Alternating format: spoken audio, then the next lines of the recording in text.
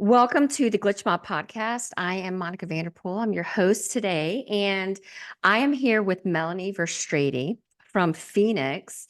She's a relationship coach, and her company is the Wild Heart Life, which I love that. Her website is thewildheartlife.com, and she helps her clients break free from toxic relationships and I get this word, oh my gosh, effortlessly attract extraordinary love. Woo, that's a little tongue twister.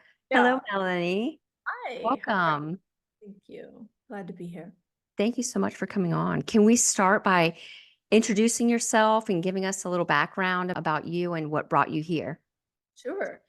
Here as in to this podcast or here as in As a being relationship coach and yeah, working with your clients with toxic relationships. yeah, of course. So I am what you could call an unlikely coach. I'll say that.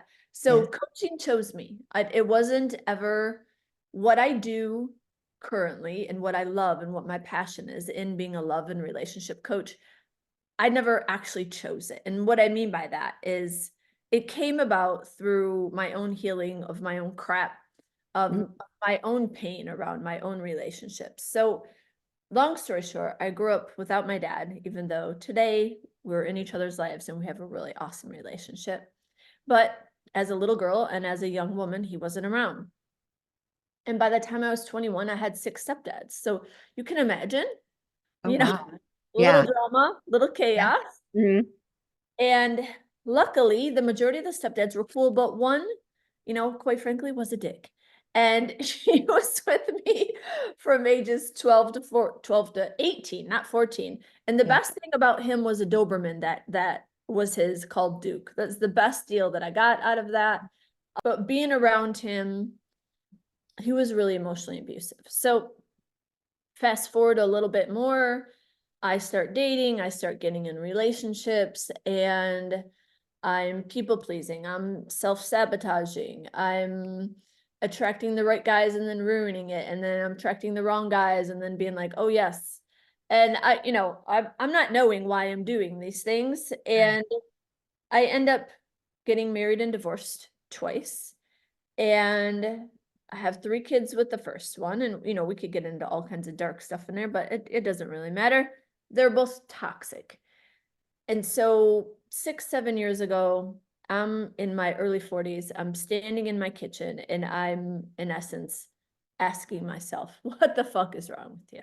I'm contemplating my second divorce. I feel like that moment was like God just like Yeah. smacked me upside my head, like shook me awake in essence, Uh-huh. right? Like, whoo, I gave you some good ones.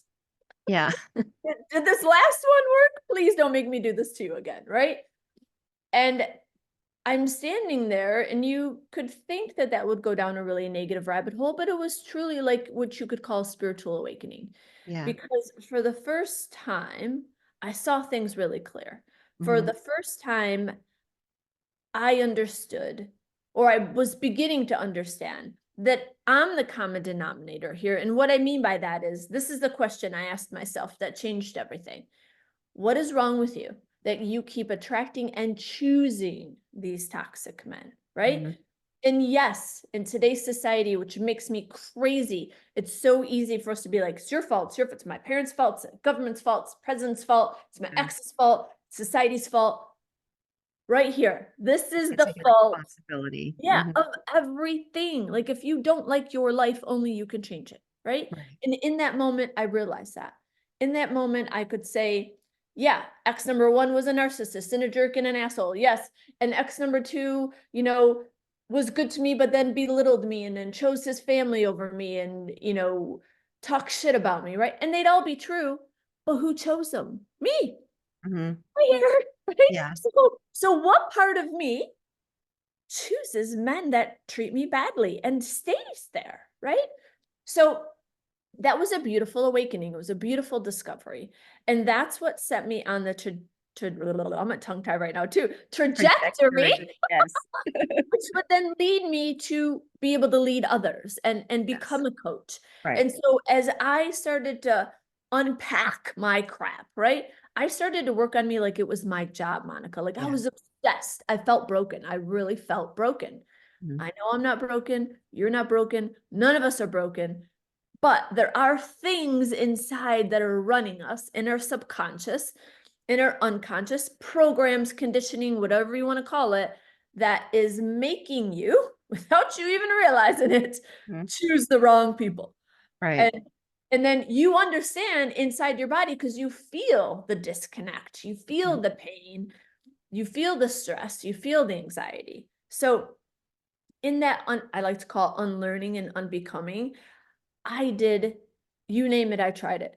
And Mhm. in that process, when I started to feel good for the first time, when I started to feel peace, genuine peace, when I always just felt just like in knots all the time, when I Mhm. went truly from surviving, like my whole life felt like survival mode, to true thriving, when I started to attract kings instead of trolls, when Mhm.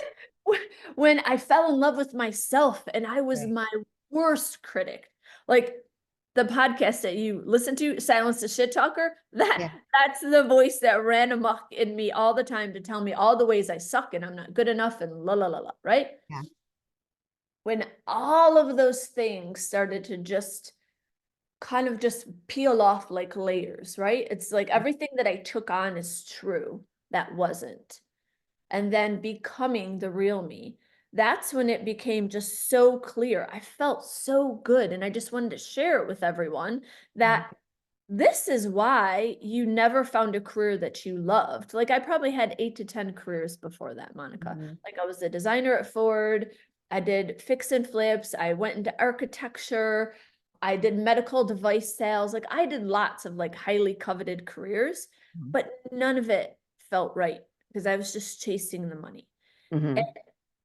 when I became, I don't even want to say I became a different person. I think I became more of the true me because I Yeah. just took on all these boxes that my Right. life Yeah. experiences made me, right?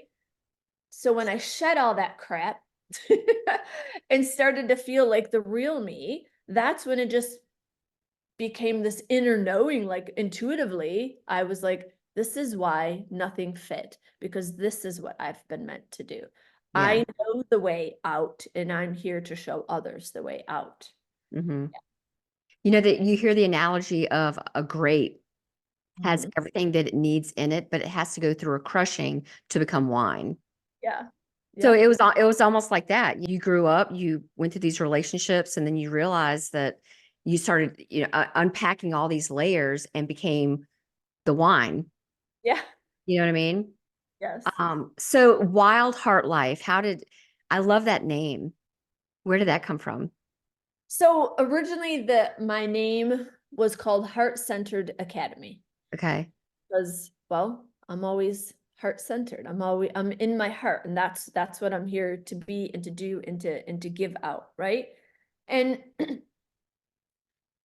that started to feel not right. Not that I wasn't heart centered. It was almost like, duh, of course I'm heart centered, right? Mhm. My brand, my name doesn't have to say that anymore. And as I was working with a copywriter who's brilliant and I love her, I'm like, I need to come up with another name, but I don't know. And we were just chatting, and she's like, well, I see you as a wild heart. And I was like, wild heart. There This it is. is so true. I am. Yeah. And so I was playing around with that name, and I just wanted Wild Heart, but I couldn't have it. It already, so I played around with the and the life and, threw around different things. And that's what it fit because Yeah. I'm here to show others how to have a wild heart life. Right. And I can start to see now that we've been talking and I've been looking at your website and looking at your Facebook that definitely matches your personality. Thank you. I Yeah. love that. All right. So let's start diving into attracting like life after the toxic relationship because you don't want to get back into another toxic relationship. Hell no.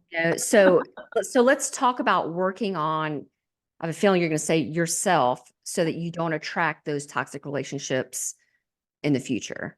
Course. It's always an inner game. Always, always. The main thing that most people don't understand, and I will scream this from the rooftops until I am dead. Uh-huh. Your inner world attracts your outer world. Your innermost thoughts, feelings, beliefs, truths, whatever you want to call it, is what will magnetize to you because you are powerful, whether you realize it or not, right? It's the law of attraction.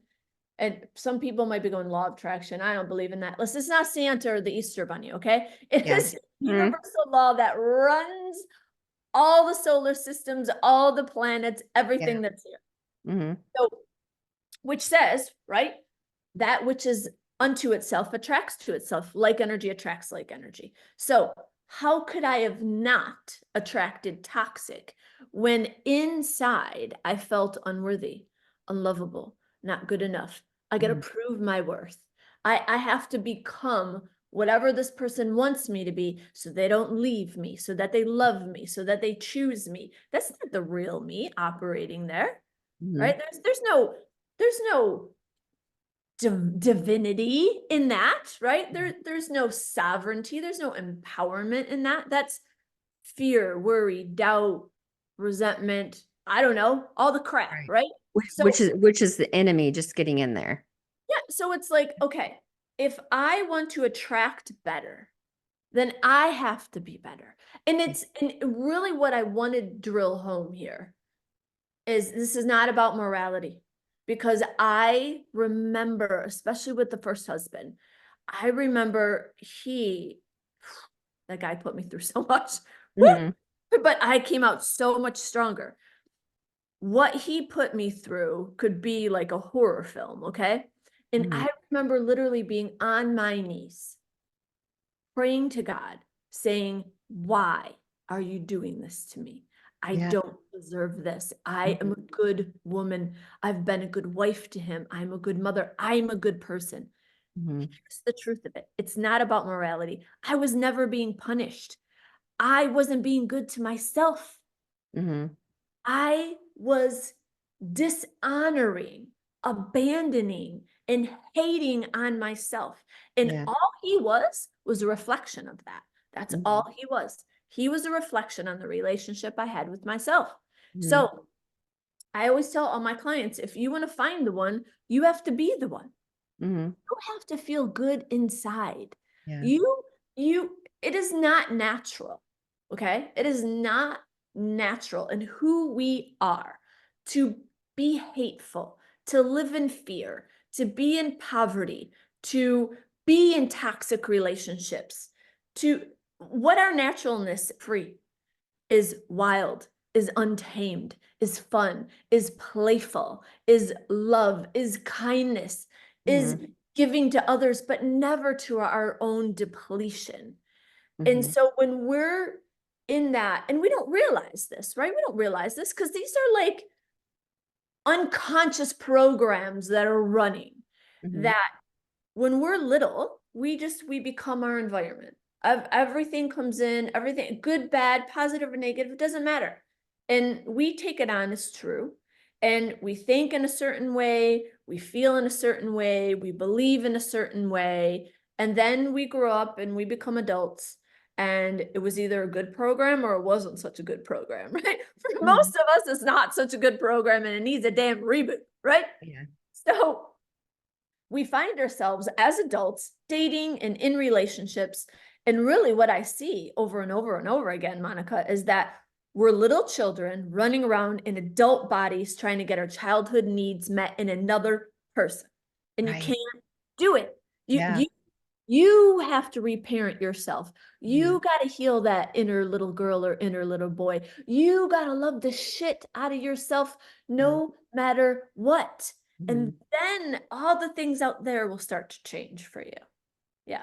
That's why I love that you're hitting on this point, because I feel like it's so important that when you do get out of a relationship, that you take time to fix you, to work on you and to fix you. And, if in the future you do want to get with somebody else, not only do you owe that to yourself, but you kind of owe it to them too, to make sure that you're going to be giving them the best version of you.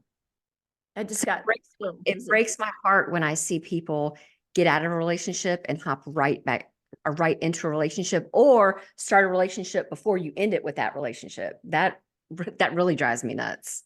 Yeah, and it's because if you think about the world we live in, right? If you watch movies and you pay attention to like what's out there, the program is the other person fulfills you. The other person completes you. You need something outside of yourself. It's literally why I have this thing right here. Everything you need is within you. Yep. Like that Hollywood fairy tale is fucking bullshit. Okay. It's a damn lie. You know, Yeah. it's not about somebody completing you. You're already complete. And the Yeah. other person is already complete. And then Yeah. when you're together, whoa, right? Like you want to talk about power couple. Right.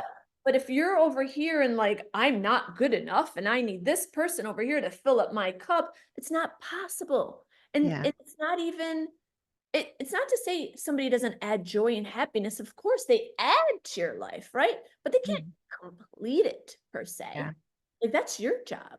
Hmm. And if you want to attract better, then you have to take that seriously. Like I love that you just said, I think it's important to take time. Yeah, Hmm. you got to take time and reflect. How did I participate in the demise of this relationship?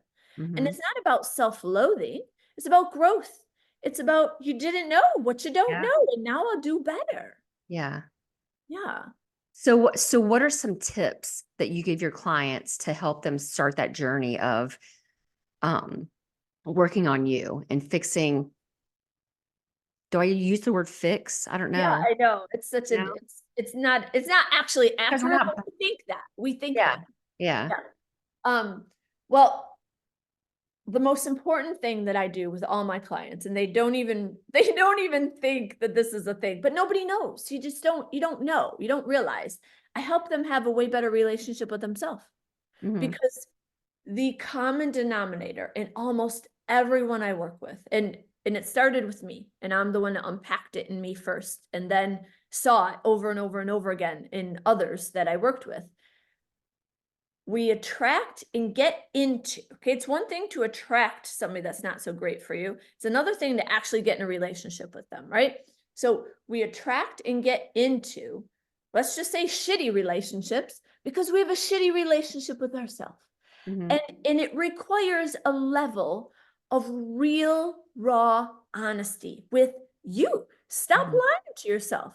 Just because you put on this persona, right, to the outside world that I'm good, I got it together. Like I put on the boss babe persona. It's a fucking lie.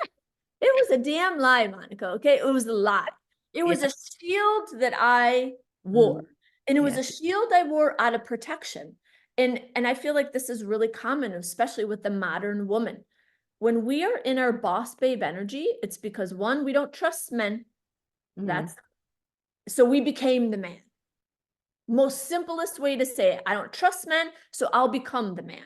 And it's Hmm. not something that we wanted to do. It's something that we had to do to survive, to take care of us, to take care of our kids, to not get hurt. It's what we Yeah. thought, right? So for me, the revolving door of stepdads, of course, I'm not going to trust men. What? In and Yeah. out, in and out, in and out, in and out, right? So I went, boop, boop, boop, boop, boop, armor up, armor up. You're not going to get in here. You will not hurt me. I thought vulnerability was weak. I thought crying was weak. I was Hmm. completely disconnected from my feminine essence. And that might sound weird to women listening. Just because you are a woman doesn't mean you know how to be feminine. Yeah. So when you're in that rigid, ultra independent, I got this, I don't need you, that is Mhm. not natural to who we are as women. It is not. And when you say that you thought crying was weak, Yeah. Yeah. that right there tells me that you would attract a narcissist Oh yeah. Hell yeah. because My first they husband don't, was a narcissist. yeah, because they don't know how to show compassion. Yeah. So Yeah. if you feel that about yourself, of course you're going to attract that. Mhm. So I mean, that Exactly. makes sense. It's always a mirror. It's always, Mhm. it is not, you don't attract something that's, not so good for you because you're a bad person and you're being punished. Mhm. You are literally, it's like, if your listeners get nothing else from this, it's like, look at your world that you live in right now, not this big world, your little world, right? Mhm. Your relationships, your amount of money, your happiness or lack thereof, your body, your health, all of it. Look at your little world. And if you don't like it, there's something inside of you that chose it. Mm-hmm. And so only you can get in there and start to understand. So you were asking what I do when I work with people. In the beginning, that's what we do. We start to excavate the crap that has caused you to attract the narcissist or the fuck boy or whatever else is coming your way. Yeah. Yeah. It's I think the word I wanted to use was reprogramming. Yes. You know, Exactly. not fix yourself, but to reprogram yourself. You're like rewiring, right? Like Yeah. you inherited a set of wiring you didn't know. It was Mhm. an unconscious choice. You didn't know, right? Yeah. But now you know. It's a Mhm. now it is your responsibility to do something, right? So Yeah. you find yourself in crappy relationships. It's like you have to take responsibility. You Mhm. can't play the victim. You can't be like it's him and it's her and it's what's that going to get you? More of the same. Yeah. Like only you can shift it and only you can make that decision. And Mhm. that's the same thing I say to all my clients. It's like, I'm going to walk by you side by side, but I can't make you do the things that I tell you to do. Right. I'm guiding you. I'm your guide. We're here shoulder to shoulder, side by side. I'm no better than you. I just know the way, right? Yeah. So that's why we're here. I know Mhm. the way. Follow me. I'll take you to where you want to go, but I can't make you do it. Yeah. Yeah. Yeah. And I think to society, somewhere along the way, we have been programmed to like not talk about shit, Oh, yes. I know. which drives me insane. And that maybe that led some of us to that boss babe and that, your highlight reel on social media. Yeah. You want people to just see all the good things. And, that's one reason why I started Glitch and started this podcast, because I was like, let's start talking about stuff Yes. The because real. we're not growing. We're not getting any better, Yeah. personally and as a society. Like, let's start talking about stuff. Yeah, exactly. And Mm. it when you understand yourself, right? When you do the work, you could say to heal, some people, sometimes that triggers people, but it's in essence you're unbecoming, right? You're unlearning. You learned a bunch of crap that's not really working for you anymore. And how do you know? Because you don't really like your life right now, right? You don't like your relationships. It's some kind of awareness has come over you where you're like, in essence, fuck this, right? Yeah. This, I'm done with this. So when Uh, you come to that, it's like, okay, let's tackle this with like some curiosity, right? Let's not make everybody wrong. Let's not make me wrong. This awareness has come to me now, right? mhm. Let me start getting curious. It's like taking an approach of like when you were a child, when you were a little girl, a little boy, and you were like so innocent and so full of goodness and light, and you were in the moment and you had genuine curiosity and you just were like lit up with life and you expected the best, right? We've become so jaded and so damn cynical in our age. And so it's like, how can you adopt more of your childlike self? Yeah. That just it's just this beautiful innocence, it's this purity, it's this goodness, Hmm. and that's really the essence of who we are. We're not here to suffer. We're not There is no part of us that is here to suffer. I don't give a shit what anybody says. You don't need to prove your worthiness. You don't need to suffer to get into heaven. What is this bullshit that society has put Yeah. out there? It's like you living in alignment, you feeling good, like life being fun for you and you feeling like lit up, Hmm. that's what you're here for. Right. That's what you're here for. And, I think it's so important that we look in the mirror and we start seeing ourselves as God sees us. Hell yes. Yeah. Absolutely. And that takes reprogramming. But Mhm. when you can look in the mirror and you can start seeing yourself the way God sees you, Yeah. I think you've come a long way. Yeah, exactly. And like something I've said to people in the past, oh, what were the words? To give them a different perspective, because we love to criticize ourselves, right? Love to tell ourselves all the ways that we suck. And we think somehow this is going to what? Inspire us to be better? Yeah. No. So it's like, okay, so when you start to criticize and condemn yourself, I want you to look at it in this perspective. Who are you to criticize and condemn God's creation? Hmm. Really? Yeah. Yeah. No, if Yeah. you look at it like that. So Mhm. God didn't do a good enough job with you? Yeah. Oh, really? He didn't, right? Yeah. So Like who are you? Looking yeah, in the, who are you? Yeah. exactly. Instead of, to your point, let me see me as God sees me. Okay, if I see me as God sees me, I'm already worthy. Otherwise, I wouldn't be here.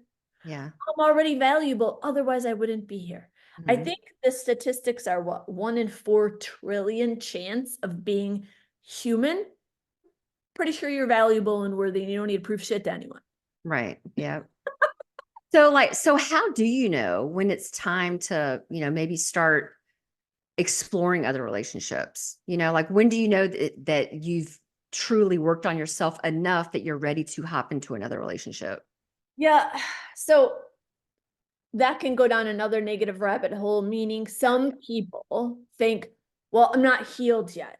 I'm not there yet. I don't feel good enough yet. Right. And then you can get in the spiral, another downward spiral. So before your spiral was, oh crap, I got things about my dad or my mom that I didn't even realize was making me choose this partner or that partner. Right. So you're like, Mm. oh shit. Okay. Let's address that.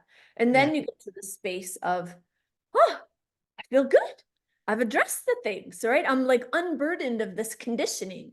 I've gone through a unlearning and a relearning. Then you can also get in a little bit of a trap thinking you got to be some kind of form of perfection to get back out there. Mhm. Don't do that to yourself. It's truly just tune in and know I'm going to say this and you're going to take it or you're not going to take it. You'll never get there. You will Mhm. never get there because there's always another there. Because as soon as you get there, you want another there, and you want another there, and you want another there. And that's how we're built. We're built to desire more, to become more, to be more, to do more, to have more. This is Mhm. who we are. Like if you look around our whole planet, everything is built to grow, evolve, ascend, right? Mhm. So are we. We're no different than nature. We're connected to nature. So you don't have to be perfect to start dating again. Just tune into yourself. I think. I don't think there is a perfect time. I don't think none of us know except for us for ourselves. Yeah. I don't think anybody should tell you it's this day and this time and it's 1 year or 2 months or 5 years. It doesn't, none of that matters. Tune into you. Yeah. Tune into you. When do you feel good? Right? Mhm. When do you, when are you ready? When Mhm. is it going to be fun for you again, right? And obviously, you have to be at this place where you're no longer bringing your past into the current. That's Yeah. clearly not healthy because that person doesn't deserve to suffer for your ex's crap, right? Yeah. Mhm. So when you're in a space of, ah, okay, I'm aware, I can see my own patterns, I can understand why I did the things I did, I can understand why my exes did what they did. I forgive myself for not knowing, I Mhm. forgive them, I have more understanding, more compassion, right? Mhm. I'm so much more aware. I spot red flags like, you know, before I'd paint all the colors, no, I see them. Yeah. Nope. I was just about to say that, especially now. I'm just like, nope, red flag, red Yeah. flag. Yeah. Exactly. So it's like, tune into your own intuition, your own wisdom. Know, you know. Right. Yeah.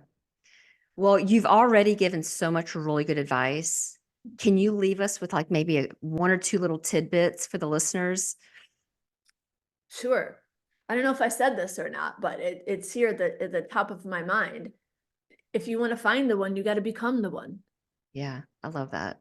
So we have this inner checklist, right? This checklist. I want the bank account of the guy. I want the car. I want the status. I want la la la la. Yeah. The mind, the body, the soul. Hmm. If you want a certain kind of person, are you a match to them? Right? If you want to be loved and accepted, do you love and accept yourself? Right. If you want somebody who's a great communicator, are you a great communicator? Right? Mhm. If you want to have the most mind blowing sex, are you open enough to surrender to Yeah. be able to have that? Right? So you really got to tune in and check inside yourself and then Mhm. do the work to become the one. And then bingo, bango, like magic, you attract the one. If you want the one, then be the one. Exactly. I like that. And that's almost like a little bit, that's like a bad bitch saying. If you want the one, then be the one. being a bad bitch to yourself. Exactly. I love that. So the wildheartlife.com, Yes. our listeners can reach you there. I know you're on Facebook, Instagram, all social media platforms. Yeah. So thank you so much for coming on. I really enjoyed this chat. It was definitely eye-opening. I love your saying in the background, everything you need is within you now. Now. Yes.